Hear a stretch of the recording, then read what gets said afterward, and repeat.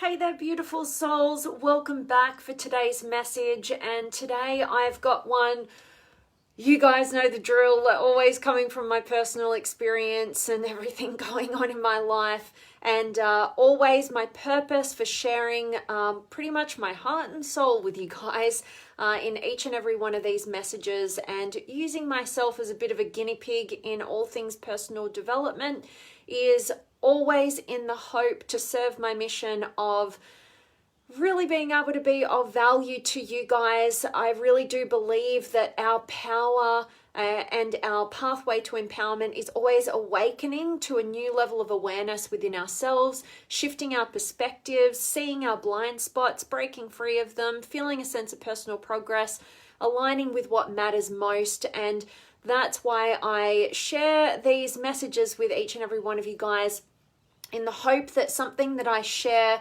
from a very deeply authentic and genuine place, through the challenges and the struggles and the breakthroughs and the successes, will help you to kind of shine some light on some areas of your life where you could really focus on actually empowering yourself in, and maybe make some realizations that shift your perspective, shift your drive, awaken you, empower you, all of the good stuff. That is always the hope for each and every one of these messages, and I really want to hear from you guys. So as usual, I want to make this a co-creative space. So as you're tuning in, I want to hear from you. Where are you tuning in from? And as we dive into today's topic and what I want to share with you guys today, I'd love to hear your experiences, your personal parts of your journey, any insights or realizations you may have, any questions that may pop up, or any pieces of, personal successes that have worked in these areas of our humanness and our challenges that we are all faced with. I'd absolutely love for your input, and let's get into it. So today's message is one that I think most of us we've had some experience with. We're going to be focusing on grief, but in the context of intimate partnership breakdown. You may want to look at this in your friendships as well. It's can be used universally on that as well. Anywhere where we have a relationship and we are deciding to end it, or we might be on the other side where a relationship for which we were a part of, the other person's decided to end it. Whatever side you sit on, what I want to go through with you guys today is both perspectives of this grief cycle. And basically, I want to utilize one of the really great frames for looking at the stages of grief. But I want to also talk to you guys about how we're not always in sync with the stages of grief with the other people who are a part of, or who were a part of, the relationship that may have ended. So my topic for today is the 5 stages of grief in the ending of relationship, and how the breakup-er, I'm making up words today, so bear with me, the breakup-er and the breakup-ee experience them out of sync. All right, now you guys might know some better words for me. I couldn't think of any better words to just kind of be able to label the different positions when there is a breakdown of a relationship or a breakup of a relationship.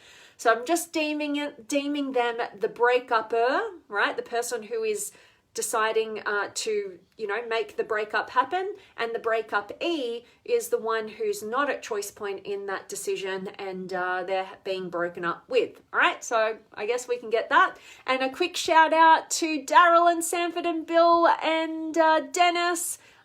Good to see you guys, and thank you so much for joining. Again, contribute to the conversation. Can't wait to hear from you guys. So let's get into it. Now, I'm going to take you through these stages of grief when we have a breakup on either side, and I'm going to share with you my personal experience because I've actually just gone through a breakup very, very recently, like within a few days, all right? And I've been going through some very interesting insights and making connection points throughout the history of my relationship experience, and for the first time kind of awakening to the pattern within the individuals that I tend to attract, and what it's been about me that has definitely attracted the same type of dynamic, right? And so bit of a rude awakening in a lot of ways. It's been pretty draining, and I've definitely gone through some of these stages of grief that I want to share with you guys today. So for you to apply it to your own life, maybe you want to think about, maybe you're currently going through some sort of breakup in a friendship or an intimate partnership of some variety, or anybody in your life who's been a big part of your life, and now you're either choosing to break up that relationship, or you're on the other side and somebody's breaking up with you. You might be currently going through that. You might have recently gone through this, and maybe it's been in your past, or maybe something like this is going to happen in your future. And understanding these stages will actually help you when you get to them in your part of your human journey of relationships. So before I get into the stages, I wanted to just say where this kind of comes from. But basically, so I wrote it down here. So in 1969, there was a Swiss-American psychiatrist named Elizabeth Kubler-Ross, and she wrote a book on death and dying was the title of this book.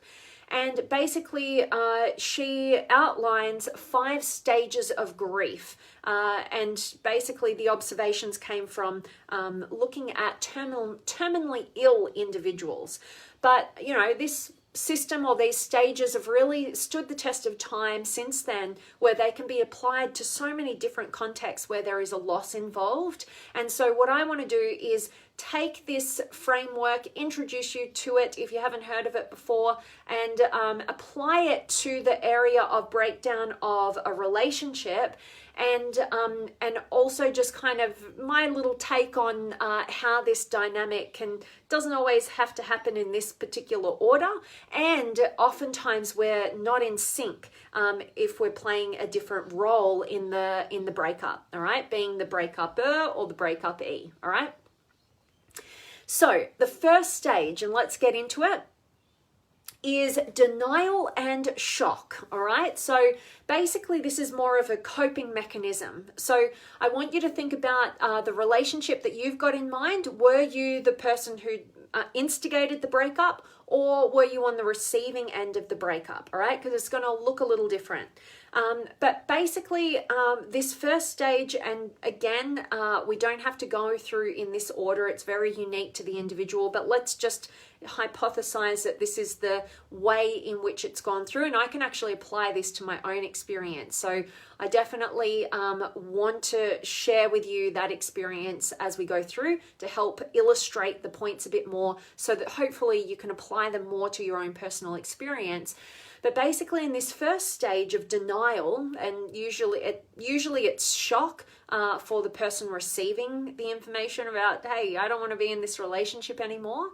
But basically, in this denial stage, where denial kind of has this payoff of really giving ourselves this opportunity to gradually absorb the realizations that maybe this isn't right, or or you're on the receiving end, and you might be in denial at first because it's quite abrupt and it's quite emotionally traumatic, and so we can enter this stage of denial, and it's more of a coping mechanism, right, to kind of gradually ease ourselves into the realizations.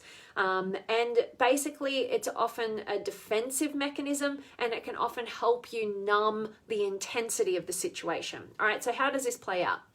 So for the breakup-ee, oftentimes, the perception in this stage is, oh, they're just upset, they'll be over it by tomorrow, okay? So they're in denial of the person breaking up with them. And for the breakup-er, sometimes, and I know from my own personal experience, this particular stage of denial happens for me generally in and amongst the time and space of the relationship. So it's before I've realized this isn't the right relationship for me. I'm usually in denial of that. And basically what that looks like is, or maybe I'm overreacting, you know, or maybe it must be something else, or maybe this is something I need to work on to make this work, okay? You know, and that's what usually happens. There's usually, you know, kind of some confusion and denial, and it's kind of a coping strategy. And a lot of times, and I know this from my own experience and a lot of the clients that I've worked with in relationships, and my own study and research, is that generally it's the woman in a relationship, or at least it is mainly in marriages and divorces. In premarital relationships it's kind of 50-50, but in my own experience usually the woman sees things worse than they are and the man tends to see things better than they are. And what happens in that dynamic is it's usually that the woman is perceiving the end of a relationship or the necessity to end a relationship. And so they tend to go through some of these grieving stages within the container of the relationship before the point of breakup. And generally speaking, and obviously this is not always the case, men are more surprised and shocked. And so their grief process happens and begins usually at the point of the breakup, right? For which they're being broken up with. And it happens both ways, of course, but because of how feminine energy is tending to be more focused on trying to find safety, and so they can see worst case scenarios more quickly usually than masculine energy, which is more, you know, seeing it the best and being motivated towards this ideal, right? That's can tend to be how it plays out. And so for me, just recently, I'd been, you know, like in all of my previous relationships, it's the same pattern. I've got to admit, albeit that I feel a spiraling up. It might be the same pattern, but it takes you know, not as long to make the realizations, and we start seeing the patterns within ourselves and noticing where we've seen this before and what this actually reflects on in our own self-awareness. But yeah, happens for me before the breakup happens, because I have this ideal vision and I want to see the best always, and that's, you know, can be my greatest gift, but also sometimes my Achilles heel. And basically, you know, I can be in denial during the relationship, right? You know, you might have an intuition about something, or something feels off, or there might even be a red flag or two, and you just kind of deny it, or you analyze it away, or you kind of take the responsibility for that and feel like, oh, but maybe this is something else. Maybe this is something I need to work on here, right? And we can be in denial. And like I said, as a strategy to cope, you know, it's like a subconscious strategy, a coping mechanism, so that we don't have this abrupt like realization, which can be kind of traumatic. And instead, we kind of are easing and gradually becoming aware, right? So this is something that our human intelligence, right, can do for us in the first stage of denial. So the next stage can be anger. And I want to put in here like irritation and resentment. And it's more of if the first stage of denial is more of a coping mechanism, right, to ease and gradually awaken to the realities, this next stage of anger can be a bit of a masking effect. And what I mean by that is anger is hiding many of the emotions and the pain that's going on underneath. And usually what's going on underneath is that we're feeling disempowered. Maybe we're, you know, blaming and projecting that, or feeling stuck where we don't want to be. And, you know, anger is, all of our emotions are feedback mechanisms, right? To alert us to something that's happening that we might need a change. And anger is one in which we feel very disempowered or trapped. And so anger is that energy that's here to like do something about it, right?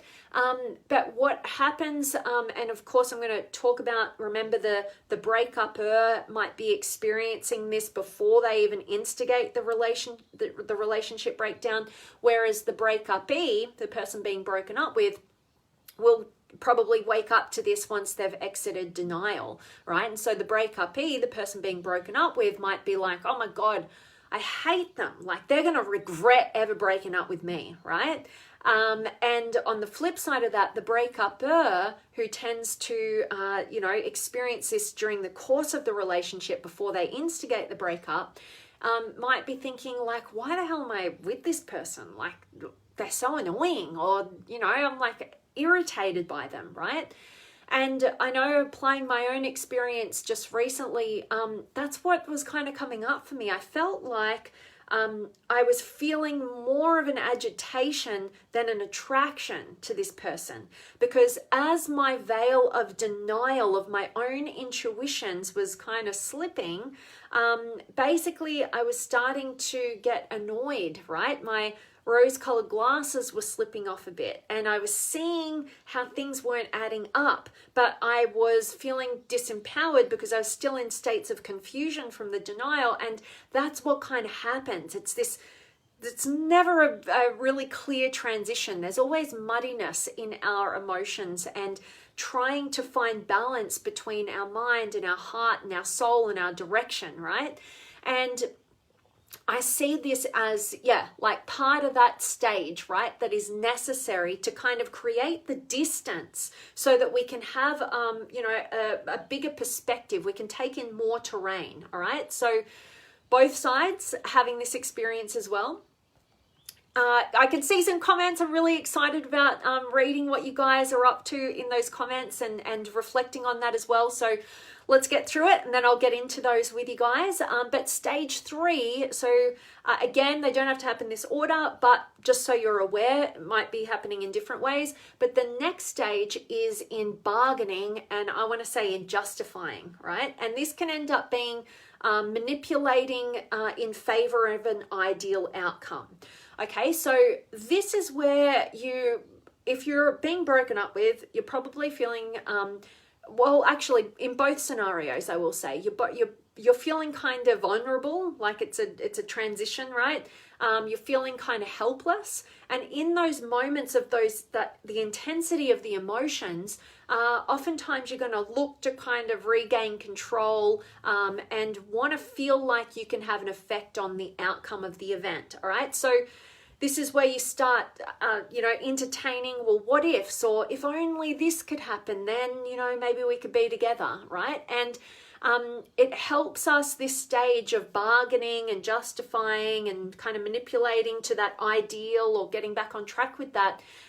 It oftentimes helps us to postpone any sadness or confusion or hurt we might have experienced, or waking up to how we've been deceiving ourselves. All right. Now, again, the person being broken up with, this is going to happen after the relationship breakdown. And for the person who's instigating the breakup, what I've found is this can happen during the relationship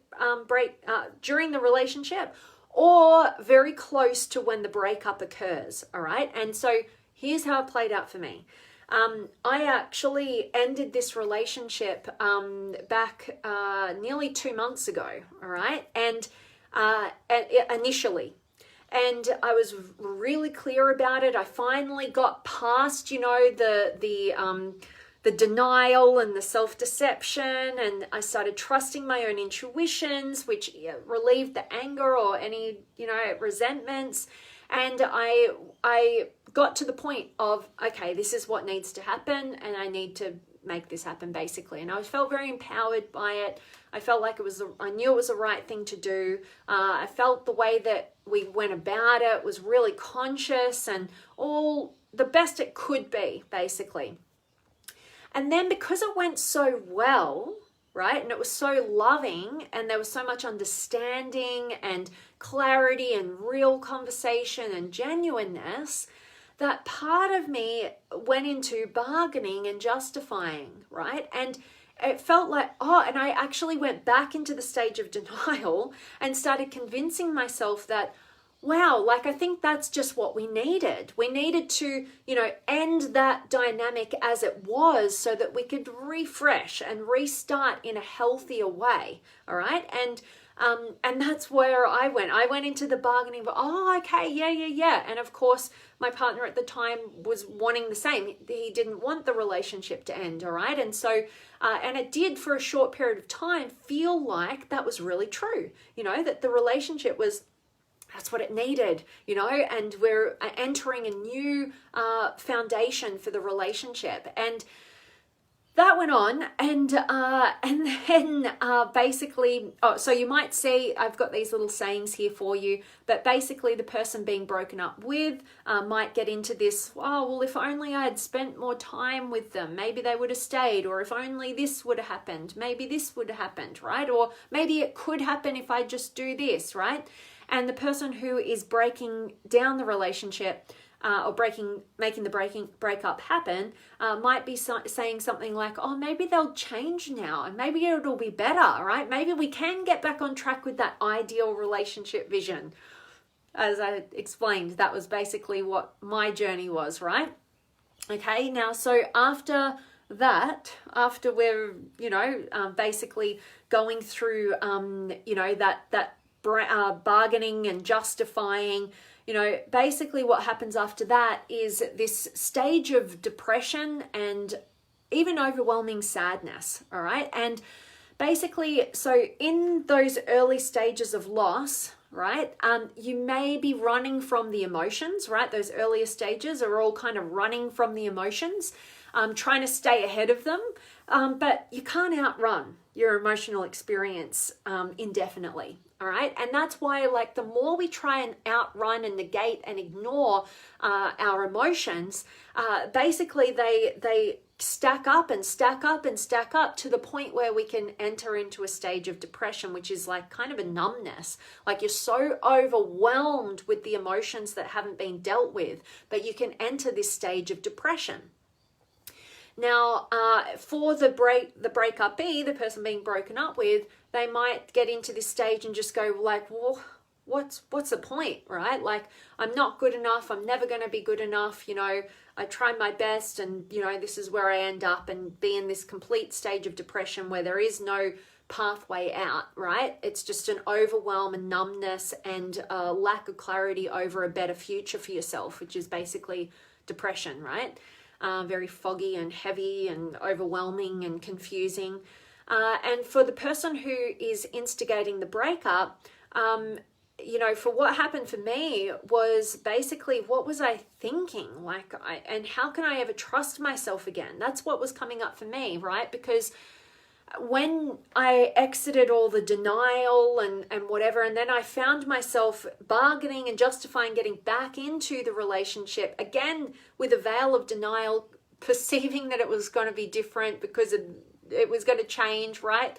Falling back into that pattern, when I again realized, it felt really overwhelming because I felt like, oh my gosh, like, I can so easily deceive myself. I can justify my intuitions away. Like, how am I going to trust myself? And I felt really helpless and defeated about that because not just in this dynamic, I could see and reflect with even more clarity than I've ever had previously, how I'm the common denominator of a series of relationships like this, in intimate partnerships and friendships, right? Attracting the same person with the same patterns because of my own patterns, right?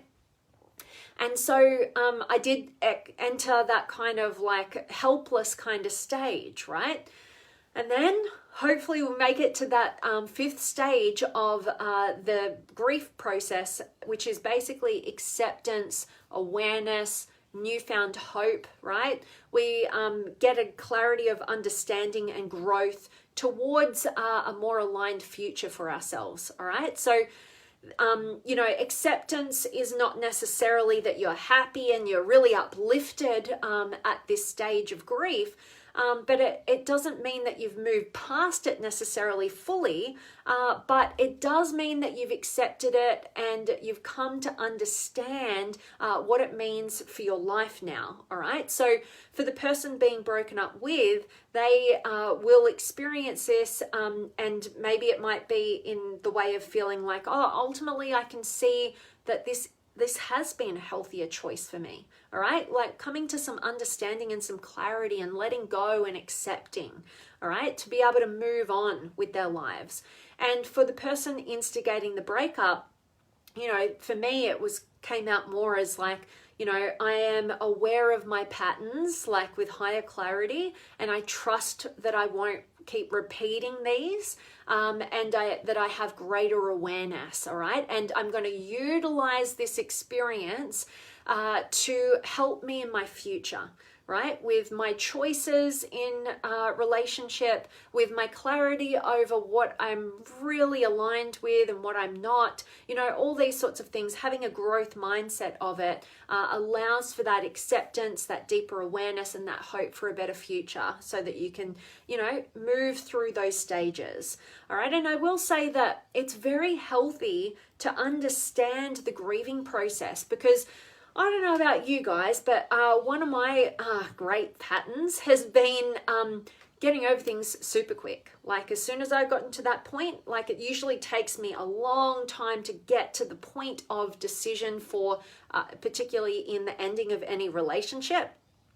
But once I'm there, and I feel like, you know, that's it. And sometimes that's because I've gone through the stages of grief throughout the dynamic before the ending. And so it feels like the final part is in the ending, right? And that just feels like a relief. And sometimes you need to question whether that's true, or whether it's kind of another coping mechanism where you're denying, you know, any pain that you might be experiencing, you know, to just survive, you know, because you don't know, your subconscious basically knows that it will be overwhelmed by the truth of your real experience. So you have to really keep your finger on the pulse with that as well.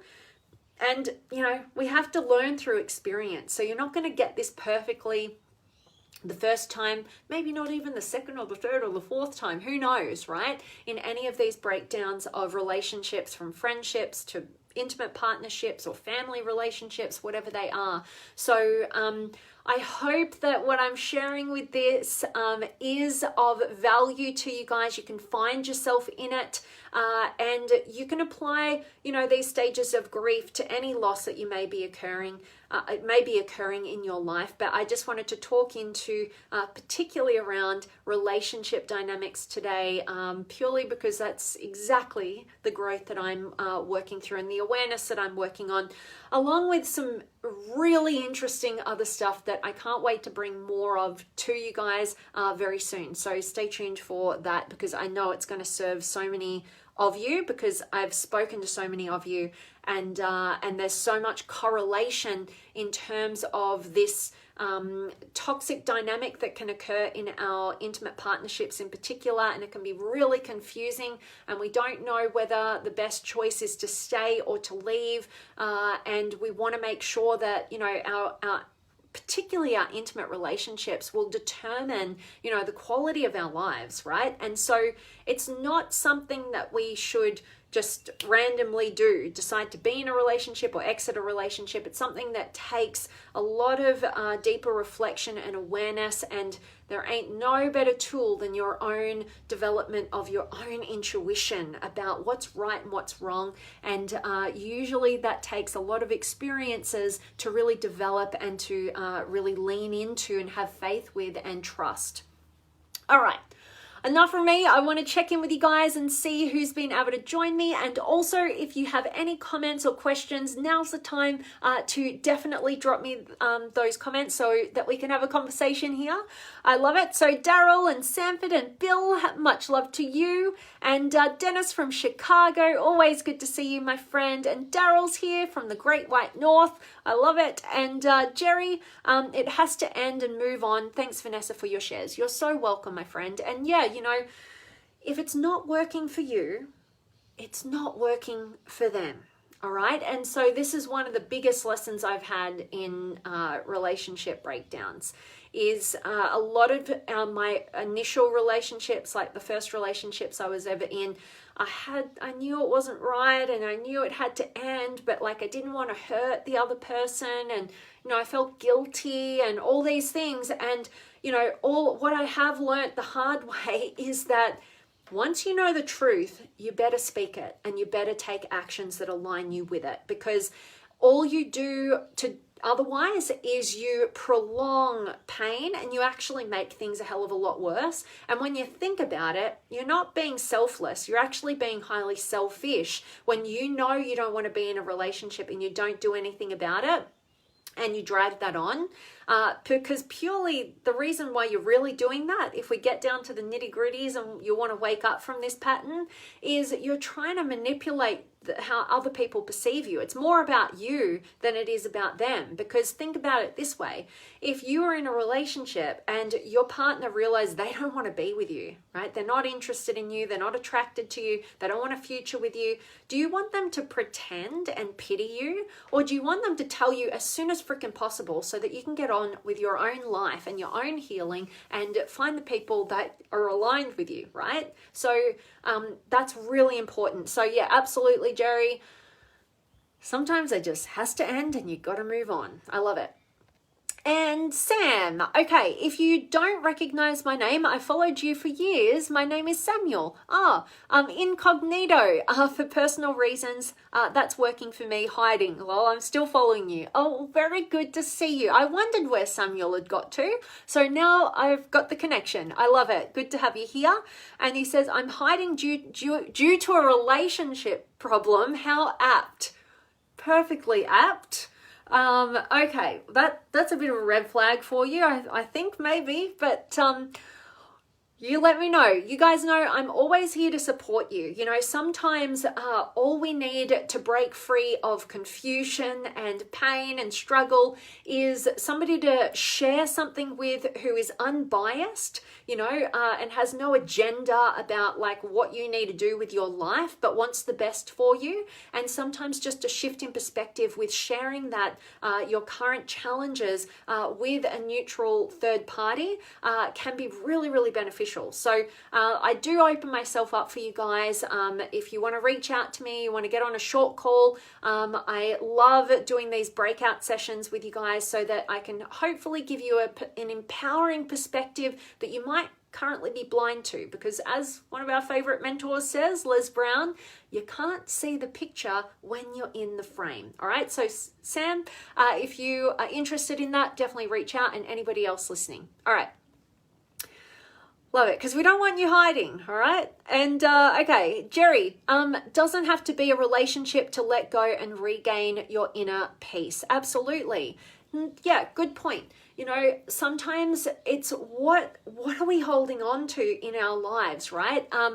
I don't know who says this, or it might be Confucius or something, and I won't get it right either, but basically, you know, like when we hold on to things, we lose all our fingernails, basically, right? So, and that can be anything. That can be anything in your life that is, by you holding on, it's creating turmoil, emotional turmoil. It's destructive in your life. Like, what are the things that we need to let go of and have peace with, right? And having that trust in our ability to always figure it out no matter what. So we don't ever need to get attached to things. We can connect with things, but we don't have to attach to them, because we're just going to lose all our fingernails, right?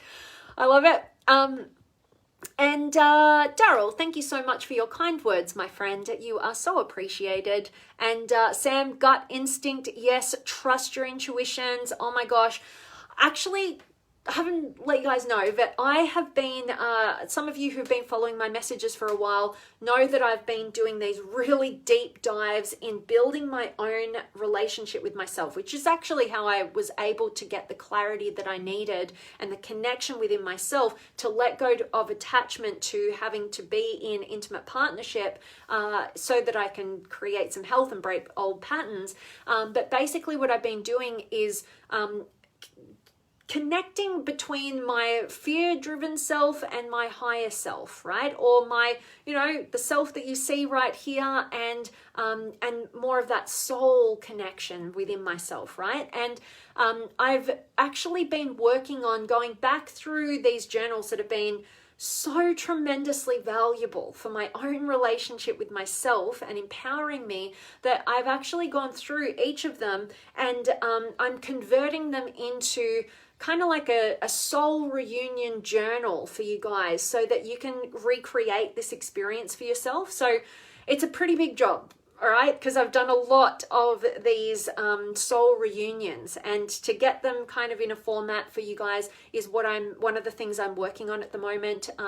But if you let me know that you're really interested in that, maybe I'll kick it up a notch in getting that done for you guys. But yeah, just as a side note. And Sam, I've never felt anger towards any of my ex-partners. Does that make me weak masculine if I have no hatred towards them? Absolutely freaking not.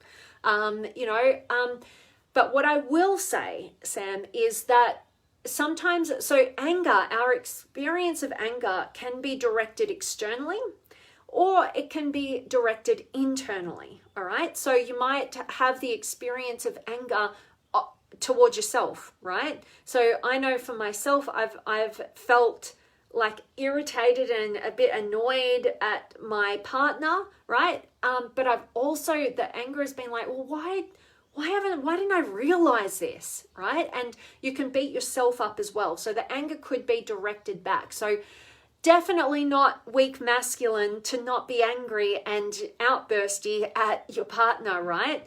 And I would say that is healthy not to do that, right? To be at choice point with that. But make sure you look at how you're treating yourself. Do you direct that anger towards yourself? And remember, anger is not necessarily a bad thing. Anger gets a bad rap. But like I mentioned before, anger is a feedback mechanism to wake you up where you're not empowered, all right? It's giving you energy that needs to be directed, towards breaking free of things that aren't serving you so that you can get on the right path, all right? It can be used destructively, and that's why it's got a bad rap, right? But it's not necessarily true. But yeah, just check where that anger is being directed, externally or internally, all right? And see if that's moving you forward with empowerment, or it's actually disempowering you because now you feel worse about yourself, or now you're feeling guilty about how you've treated somebody else, or whatever it is, all right? So take that on board. Hope that helps. Awesome, Sam. Thank you for sharing. And Ismail, hello to you. Hope you're doing amazingly well. And Sanford, what if when the dust settles and you pull off your mask, your throat and lungs will still burn if you don't properly remove it? Being honest about what you truly want or need and not being what your mask is. I love that. Great analogy. Yeah, definitely. It's hard for us to be true to ourselves when we do not know ourselves. And a lot of times in our intimate partnerships and any relationships, we can oftentimes, attach to other people because of the lack of understanding and knowing of ourselves. And we might not be trying to be manipulative or trying not to be honest about who we are. We just simply don't know. And sometimes it takes being in relationship dynamics to go through these experiences to get clarity about who we are at a higher level. But in my experience, the best place to figure out who you are is in your own presence with yourself. And that's part of the reason, I'm creating this soul reunion journaling series for you guys so that you can have that connection with yourself in the way that I know for me personally it's worked tremendously. So my hope is that it will serve you as well. But yeah, I absolutely love that. And to be able to discern between who you are and what your mask is, right? Who you're presenting as. I love that, Sanford. Thank you so much for being here. Awesome, awesome, awesome. And Sam, you've helped me when I lost my kids 2 years ago. Your messages were great. So I'm sure you will be blessed with your Dharma. God bless. Thank you so much for letting me know that, Sam. And that's amazing to hear. That's why I show up and do these messages and hope it's helping somebody, So thank you so much for the kind words and for sharing that with me. Definitely touch my heart, and grateful that, you're somebody who is committed to your growth, right? And filling your mind with sources that serve you, all right? That's a big part of it. So thank you, Sam. Appreciate that. And Damien, you explained it well, Vanessa. Very awesome. I'm super grateful to hear that, Damien. Thank you so much for showing up and grateful that this has helped you. And Jonathan from the UK, good to see you, my friend. Thanks for tuning in. And Samuel, yes, true. Best to share with a neutral third party. You're tackling good topics. Love it. Thank you, Samuel. Love it. And Sanford, I recommend reaching out to Vanessa and allow her to support you in your life. She's the best personal life decision I have ever made to this day. Thank you, Vanessa. Oh my God, you guys are just like, I need to hide because that's really, I think I'm blushing actually. Like you're making me blush, all right? I appreciate that so much, Sanford, and I'm super grateful that our paths crossed and that you've allowed me the greatest gift, which is you putting your trust in me and allowing me to support you along your extraordinary journey. So thank you, guys. You've really filled my heart up, and I really hope that today's message has definitely served you no matter where you're at, whether you're currently going through maybe some stages of grief or you have been in the past and it's making more sense so that you can see the patterns, or maybe one day in your future you're going to have to deal with some loss, and to know these stages and to know that they don't necessarily have to work out this perfectly and step by step, but just to understand where you might be so that you don't negate your own experience, so that you can move beyond it and through it, feeling every moment of it, so that you don't take baggage that's not necessary into your future. All right, so hope this has served you guys. I want to thank you guys so much for showing up live with me today. It always touches my heart to see who's able to just randomly jump on whenever I'm randomly doing these messages and contribute your questions and your experiences and your wisdom and your kindness. It's deeply appreciated.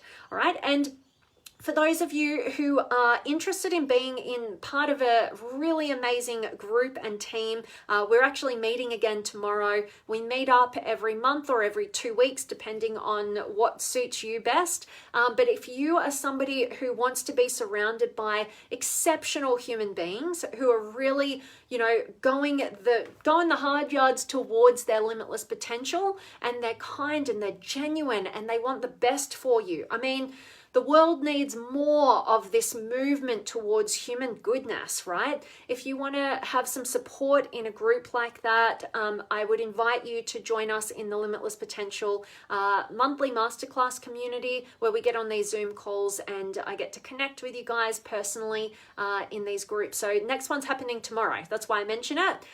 So 8 a.m. Australian Eastern Standard Time tomorrow, being Sunday. But otherwise, we're meet every two weeks and every month, depending on the option that you are interested in. Or if you want to find out more, or you want to get on a quick call so I can support you with whatever you're being challenged with and get a new perspective, reach out. All right, so much love for each and every one of you guys. Sam, you're saying yes. I'd love you to be a part of our team. If you are interested, I'll send you the details. Just shoot me a quick message either on Messenger or on my page, wherever I'll check it. Or you can email me at vanessajanepatrick.com if you can be bothered to type that whole long email address. All right.